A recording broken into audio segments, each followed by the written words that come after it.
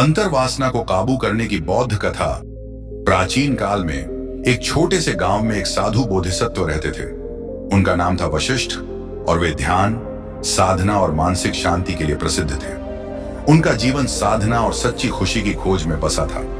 बहुत से लोग उनकी ओर आकर्षित होते थे और उनका मार्गदर्शन प्राप्त करने के लिए दूर दूर से आते थे। गांव में एक युवा व्यापारी था जिसका नाम अरुण था।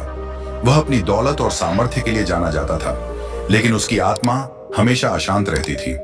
वह जीवन में शांति और संतोष की तलाश में था, परंतु उसकी वासना और इच्छाएं उसे हमेशा परेशान करती थी। अरुण ने सोचा कि केवल धन और संपत्ति से शांति नहीं मिल सकती और उसने वशिष्ठ से मिलने का निर्णय लिया। अरुण ने वशिष्ठ से कहा, महोदय, मुझे आंतरिक शांति की आवश्यकता है।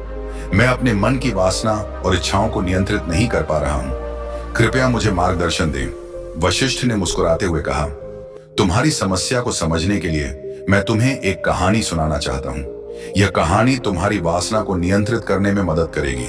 वशिष्ठ ने कथा सुनाना शुरू किया। बहुत समय पहले एक शांतिपूर्ण गांव में एक जिज्ञासु और बुद्धिमान राजा राज करता था। राजा को अपनी प्रजा की भलाई की हमेशा चिंता रहती थी और वह अक्सर ध्यान और साधना में लीन रहता था। एक दिन राजा ने एक सपना देखा जिसमें उसने एक दुर्लभ वस्तु देखी जो उसके जीवन की हर इच्छा पूरी कर सकती थी। राजा का मन उस वस्तु की ओर आकर्षित हो गया और उसने सोचा कि अगर वह वस्तु प्राप्त कर ले तो उसकी सभी इच्छाएं पूरी हो जाएंगी। राजा ने अपने मंत्रियों को बुलाया और कहा, मुझे इस दुर्लभ वस्तु की खोज करनी है। मंत्रियों ने राजा को सलाह दी कि यह वस्तु एक दूरस्थ और रहस्यमय पर्वत पर है। राजा ने अपनी सेना को तैयार किया और यात्रा पर निकल पड़ा। कई दिनों की यात्रा के बाद राजा उस पर्वत पर पहुंच गया। वहां उसे एक साधु मिले जिन्होंने उसे उस वस्तु के बारे में बताया। साधु ने कहा, यह वस्तु यहां है, लेकिन इसका उपयोग केवल तब हो सकता है जब तुम पूरी तरह से अपनी इच्छाओं पर नियंत्रण पा सको। राजा ने साधु की सलाह मानी और ध्यान की प्रक्रिया में लीन हो गया। उसने पाया कि जैसे जैसे वह ध्यान करता गया, उसकी इच्छाएं और वासना कम होती गई। वह समझ गया कि असली सुख बाहरी वस्तुओं में नहीं, बल्कि आत्मा की शांति और संतोष में है। अंततः राजा ने देखा कि उसकी वासना और इच्छाएं उसकी आंतरिक शांति के लिए बाधा थीं। उसने समझा कि जो कुछ भी उसने प्राप्त किया था वह किसी भी बाहरी वस्तु से कहीं अधिक मूल्यवान था। यह आंतरिक संतोष और शांति थी। राजा ने अपनी खोज समाप्त की और साधु के पास लौट आया, महसूस करते हुए कि उसने अपनी आंतरिक शांति को पा लिया था।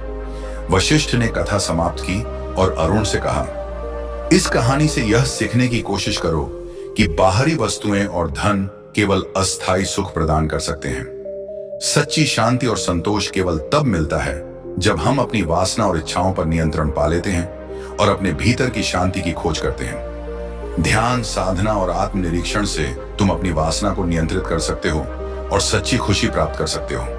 अरुण ने वशिष्ठ की बातों को ध्यानपूर्वक सुना और उन्हें अपने जीवन में अपनाने का निर्णय लिया। उसने ध्यान और साधना की ओर कदम बढ़ाए और धीरे धीरे उसने अपनी वासना को काबू में करने में सफलता प्राप्त की। उसकी जीवन की दिशा बदल गई और वह सच्चे सुख और शांति की ओर अग्रसर हो गया। इस प्रकार यह कथा हमें सिखाती है कि वासना को नियंत्रित करने का सबसे प्रभावी मार्ग आत्मा की शांति और ध्यान की खोज में है। बाहरी वस्तुएं स्थायी शांति और संतोष प्रदान नहीं कर सकती। असली शांति हमारे भीतर ही होती है।